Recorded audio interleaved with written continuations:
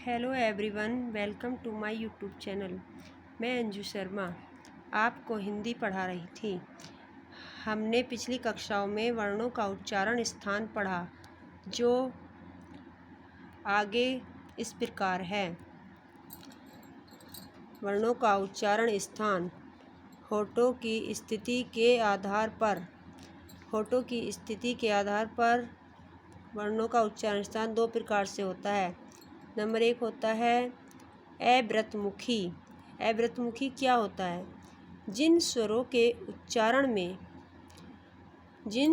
के उच्चारण में होठ व्रतमुखी या गोलाकार नहीं होते, उन्हें अव्रतमुखी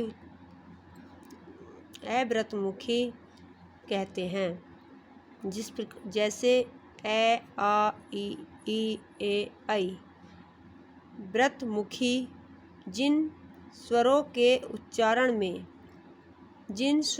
उच्चारण में होठ व्रतमुखी या गोलाकार होते हैं, उन्हें व्रतमुखी कहते हैं। जैसे ऊ, ओ, औ, आ। अगला नंबर है हवा के नाक व मुख से निकलने के आधार पर। ये भी दो प्रकार का होता है। नंबर एक निरनुनासिक या मौखिक स्वर। जिन स्वरों के उच्चारण में हवा केवल मुख से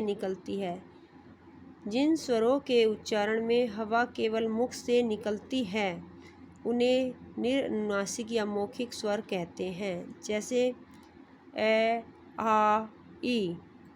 हमारा अगला नंबर है अनुनासिक स्वर।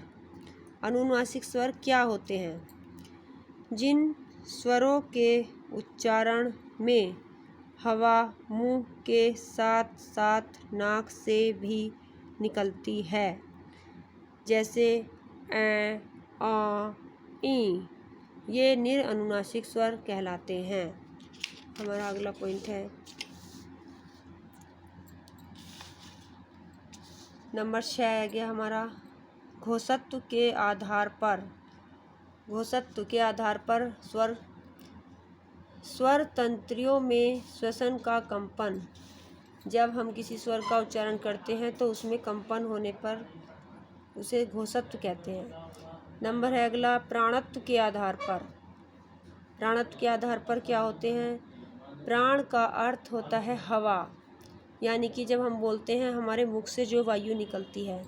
सभी स्वर अल्प प्राण होते हैं, यानी उनके उच्चारण में मुख से कम हवा निकलती है। आगे हम पढ़ते हैं अल्प प्राण और महाप्राण। अल्प प्राण क्या होता है? अल्प का मतलब होता है कम या थोड़ा। प्राण मतलब श्वास या वायु। इस प्रकार से महा का मतलब ज़्यादा या अधिक और प्राण मतलब श्वास या वायु। तो अल्प प्राण में कौन कौन सी ध्वनियाँ आती हैं? ऐसी ध्वनियाँ जिनके उच्चारण में कम वायु की आवश्यकता पड़ती है, अल्प प्राण ध्वनियाँ कहलाती हैं। इसमें और महाप्राण ऐसी ध्वनियाँ जिनके उच्चारण में अधिक वायु की आवश्यकता पड़ती है, वह महाप्राण ध्वनियाँ कहलाती हैं। अल्प प्राण में प्रत्येक वर्ग का पहला, तीसरा और पांचवा वर्ण आता है। क, ख, क, ग, च, च, ट, ट, त, द, प, ब, म। और अंतस्थ वर्ण भी अल्प प्राण में ही आते हैं।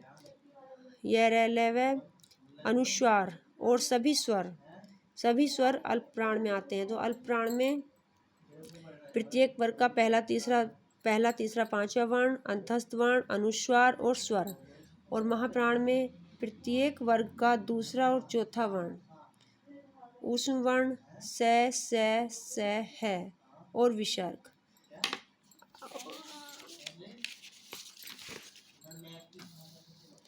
अब आता है हमारा घोष या सघोष, अघोष।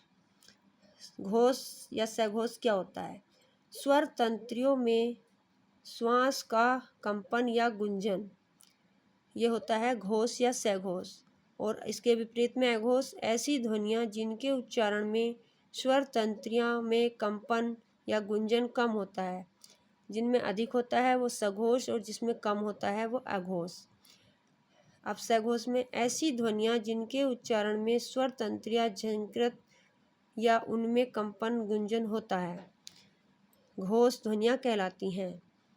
अब सभी स्वर जो हैं वो सघोष होते हैं और प्रत्येक वर्ग का तीसरा, चौथा और पांचवा वर्ण है, अनुस्वार और अंतस्थ ये सघोष में आते हैं।